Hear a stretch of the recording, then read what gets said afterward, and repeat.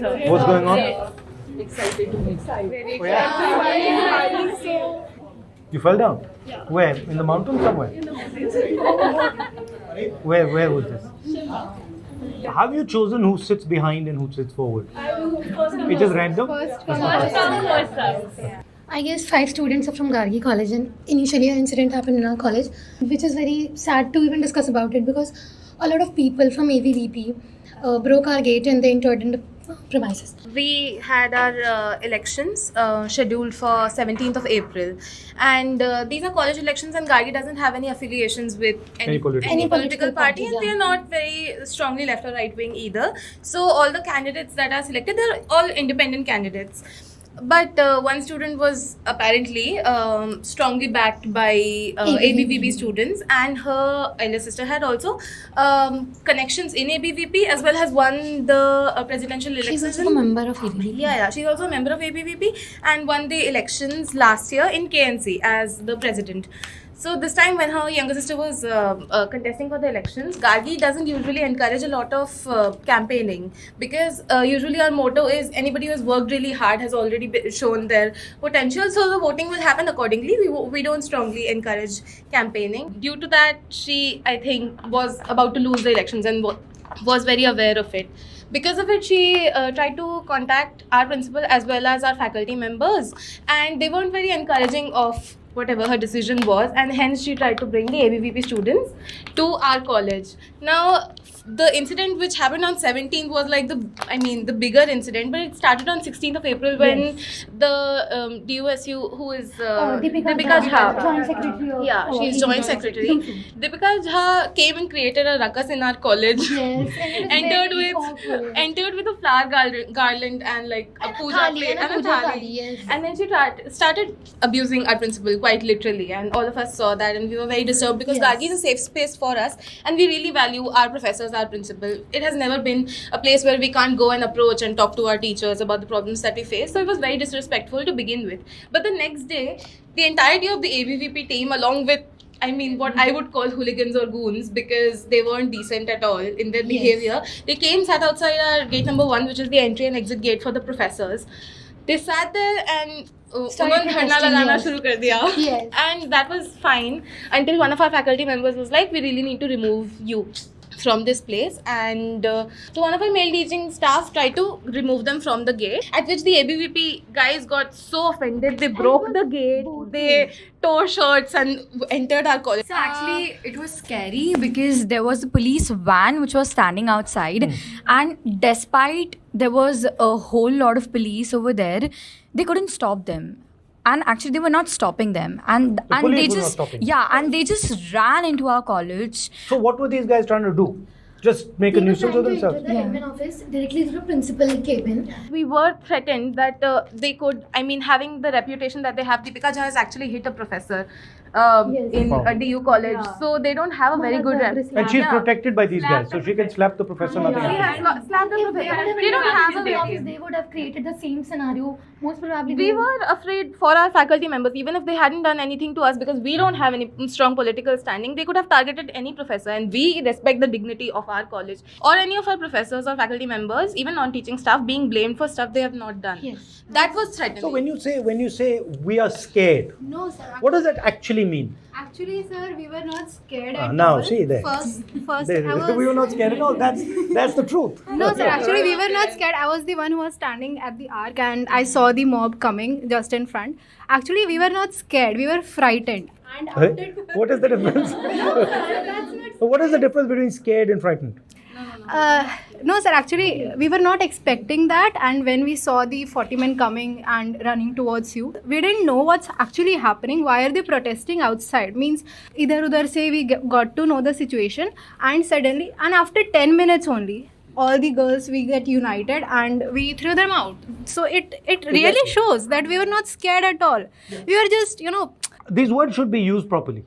Because actually, I don't think you were scared. No, we were. We were not scared. Right? I think you were disturbed. Who the hell are these guys? What are they doing? Actually, so we didn't know the situation. You don't know how to react, and you get side. Do you think you could teach yourself how to behave when 40 people are coming and not be worried at all?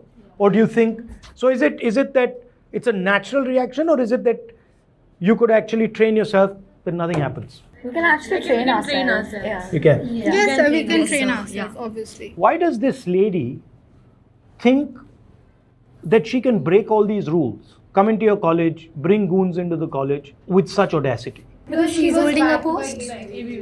But the entire college is against her. Yes. But why isn't the college saying, what the hell are you doing? How dare you do this? College did say. So then why did she get scared? Was she like, No, sir, actually, really not. I don't know. Whichever the girl is. Okay. She's backed by a political party who's currently holding position in Delhi as well as in the state, and they have created a lot of chaos in almost every university, every college, either it's BHU or DU or any state university.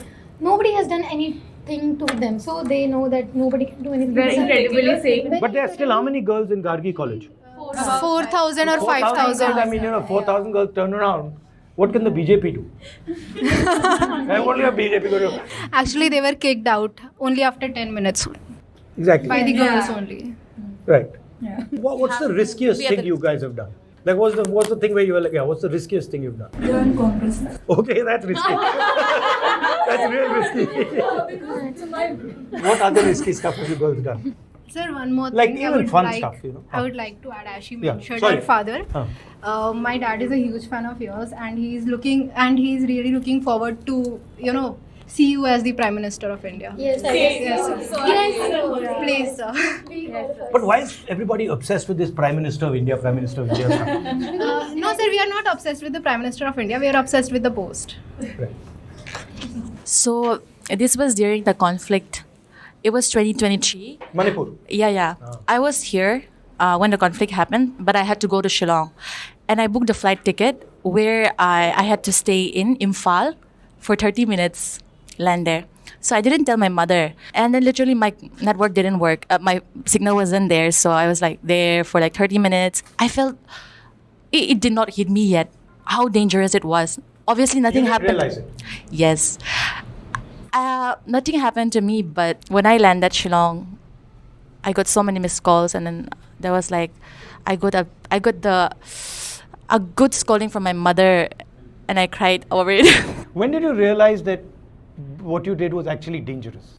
After my mother scolded me, Okay. Before because I yeah, because it was very dangerous. The way history or political science students talk about inequality, we don't talk about it the same way. I'm a literature student. From the few texts that I have read, I have realized that the colonial power and people who associated or actually bought into the colonial structures, they were for the longest time the powerful. So it's kind of not okay to say that it's something that began in the 1990s. It has been. Inequality in India, right, particularly caste inequality, has been a fact for 3,000 years. Exactly. Okay? And it's absolutely brutal, it's horrible, and it targets lower castes, what are called OBCs today. Inequality is a fact of India. It's always been. Do you know that lower castes in India, So-called lower castes. we don't like the word lower caste, but so you can say non-upper castes. Okay. Okay? Do you know that non-upper castes in India were not allowed to buy land? Yeah. So assets were reserved for the upper castes. Landlords. Yeah. Kings. Yeah. That changed in 1947. Yes. So massive transfer of assets, huge, took place in 15th August 1947. Before 15th August 1947, all land in India was owned by Maharajas. After 1947, 15th August, all land was owned by the Indian state. So that in itself was a massive shift. Now that is being rolled back. Right? The other thing is, colonialism is not such a simple question. Everybody thinks that the freedom struggle was against the British. This is true. But the freedom struggle was also against the partners of the British. Right?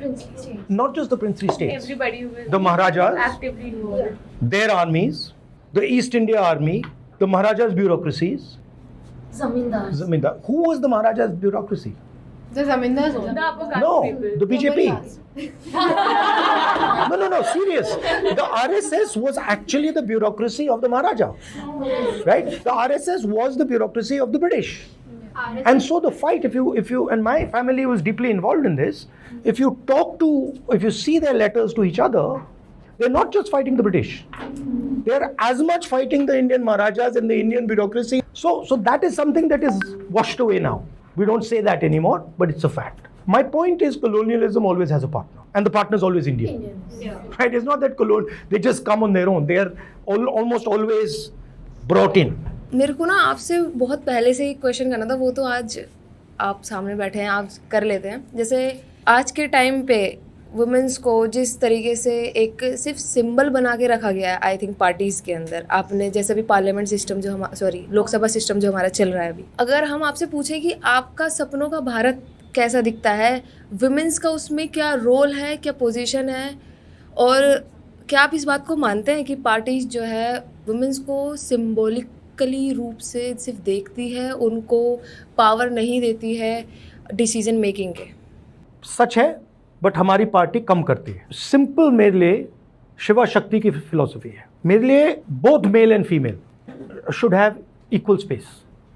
And I actually believe from experience, जो महिलाओं की शक्ति है, effectiveness है, वो actually mail से बेहतर है, इज मोर इफेक्टिव.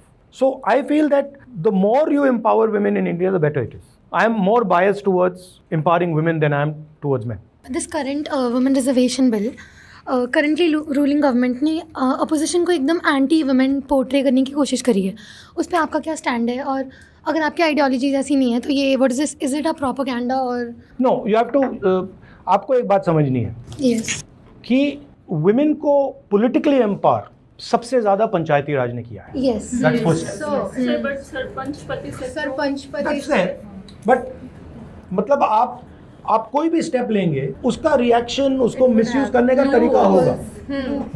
बट जितना फायदा हिंदुस्तान की महिलाओं को पंचायती राज से मिला है, पॉलिटिकली आज तक किसी और चीज से नहीं मिला. That is something that we did. I agree. By the way, you want to go back one step? Constitution of India, right to vote. India was one of the first places where women got the right to vote.